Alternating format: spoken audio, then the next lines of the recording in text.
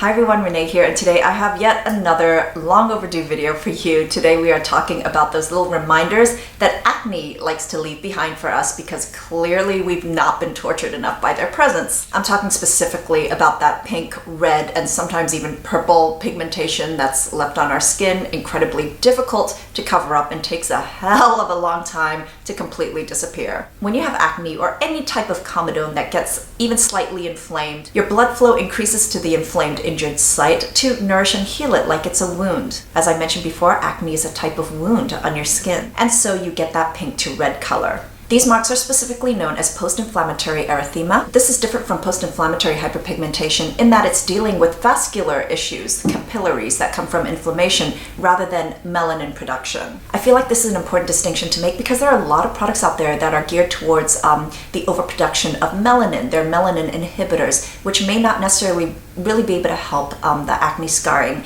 that we suffer from. There is some overlap when it comes to acne marks because anytime your skin gets wounded or goes through any kind of trauma or inflammation, there will be increased melanin production in that specific area, but this actually mainly affects people with darker skin tones. Those of us who already have a lot more melanin in our skin. The way to tell if pigmentation is of the post-inflammatory erythema variety or P.I.E. P.I.E. is when you depress that area and that redness temporarily goes away. Hyperpigmentation tends to be more of the brown tones and darker brown tones. It's like when you go get a tan. So I will address hyperpigmentation in another video that mainly talks about sunspots, uneven skin tone, freckles, that kind of stuff. I would say treating P.I.E. has a lot to do with practice over product, although there are some ingredients that will help, and we will talk about that too. So the only good news is that these red marks are not permanent, so they're not technically scars. They will eventually fade and disappear, but it takes a long time, a lot of patience, and it's emotionally distressing. These marks can last anywhere between 3 months if you're really lucky to about a year, and of course, the lighter your skin tone, the fairer you are,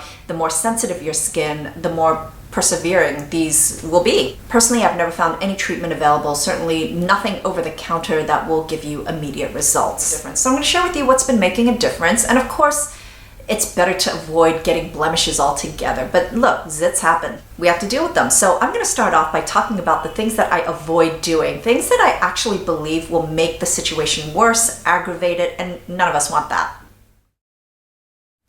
So in order to expedite this whole healing process and the fading of these red marks, I can't stress enough that probably the most important thing you can do is not further irritate your skin. Again, this pigment exists to heal inflammation and to protect your skin. Avoid anything that might cause further inflammation or damage, or you will pay. So stating the obvious, do not pick, pop, or poke your blemishes. If it happens, it should be by a licensed professional. We all know this, it's a losing battle. The picking and popping can lead to more injury, more inflammation, and hence more discoloration and scarring. When we squeeze our blemishes, it can cause bacteria to filter deeper into our skin, which just causes more damage. If it needs to be done, just go to a professional. Say concealers have come a long way since I was a teenager and I had a face full of pie. The other thing that I avoid that's made a big difference is over cleansing. The cleansing step can be the most irritating and damaging to your skin if you are using the wrong cleansers. You want to make sure that your skin barrier is healthy, strong, and not stripped of hydration. This really goes against what we've become conditioned to believe, or at least what we're intuitively comfortable with. When you break out, you basically want to burn and kill the root, the cause. You don't immediately think of being gentler on your skin or treating it like it's injured. In the morning, I choose not to use a cleanser. I just cleanse with water.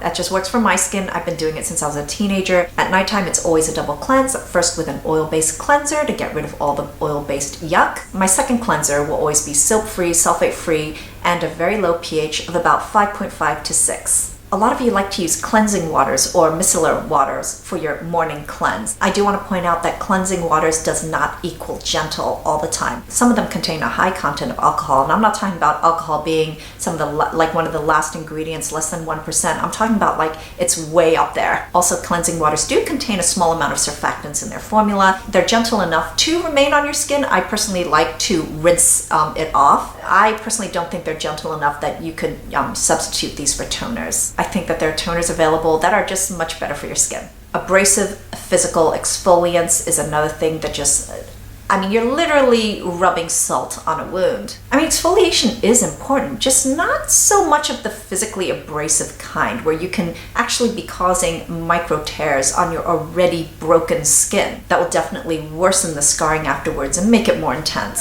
Certain natural remedies like putting lemon juice on your scars will do absolutely nothing for your P.I.E. In fact, if anything, it might bring more blood to that area because it's so irritating for your skin. If you put it on your scarring and then walk out in the daylight and expose yourself to the sun, it will actually create hyperpigmentation. That's something I learned the dumb way. Pure undiluted tea tree oil. Same thing there. It's very highly irritating on your skin. I'm a big fan of tea tree oil as an ingredient in products, as in a toner, in an essence, ampoule, or moisturizer. But in pure undiluted form, it can be harsh. Same goes for just pure vitamin E, that very thick, gluey stuff. If you put that on your skin, you are risking irritation. I know a couple of you have actually told me that you tried putting it on your skin and felt a lot of burning. Again, this is a fabulous ingredient when formulated properly, but just in its pure undiluted form, it may hinder healing. First and foremost, sunscreen. This is an absolute must. I mentioned in my acne-prone skincare routine that when inflamed skin is exposed to the sun, then an excess, an accumulation of pigment or melanin will develop in that area as our skin's way of protecting itself. This is just more pigment scarring that'll take a long time to fade, but it's going to be especially pronounced if you have a darker skin tone. I actually find vitamin C quite effective at reducing the post-acne redness. But honestly, in order to see any real difference in terms of pigmentation, you really need to be using an L-ascorbic acid solution of at least 20%. Lower percentages than that, the results won't be as noticeable, even though it will still be doing an amazing job at protecting your skin. I'm currently using a 30% L-ascorbic acid serum, and I actually noticed some fading after 3 days of use. It's not completely gone, but there has been a significant lightening. I just feel like a really well-formulated topical vitamin C serum is just so great and effective at speeding up skin healing. It'll also defend and protect your skin while it's vulnerable, preventing any further damage, which is a good thing. Retinoids have also shown to be really great at lightening and getting rid of that post-acne redness. It's effective at generating collagen, which is so important when it comes to healing acne scars. It also helps generate cell turnover, which is always a great thing at minimizing any kind of pigmentation. Alpha hydroxy acids I also feel like have been great at dealing with redness. In particular, azelaic acid has been known to be really great at dealing with inflammatory redness. In fact, it is often prescribed as a treatment for rosacea. I think the most surprising results were after I used the Drunk Elephant 30% Sukari Baby Facial. I remember even after the first time using it, the next day, some of the inflamed redness from the spots I had were just not so obvious anymore. With that, especially times like right now where I actually have a few spots all around this area, instead of using it as a mask for my entire face, I will just sort of concentrate on this area, leave it on for about 20 minutes. The same goes for a lot of other leave-on acid serums that I have, like TLC Framboos or Good Genes.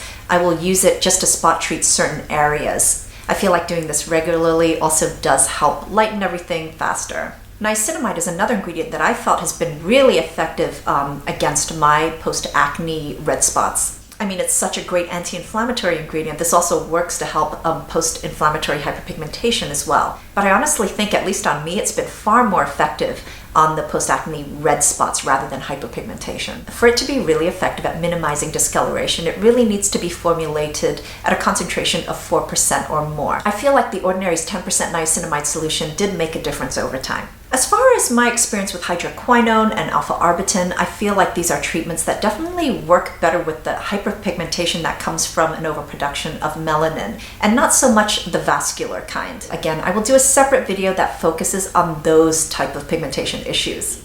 Another anti-inflammatory ingredient that I felt has actually really helped is green tea extracts, green tea seed oils. I definitely had my whole Amore Pacific and Innisfree green tea seed phase, and I feel like those products were really great at helping any kind of inflammatory redness. So that's it, guys. Thank you so much for joining me. Thank you so much for watching, and until next time, I'm wishing you great skin health. Bye!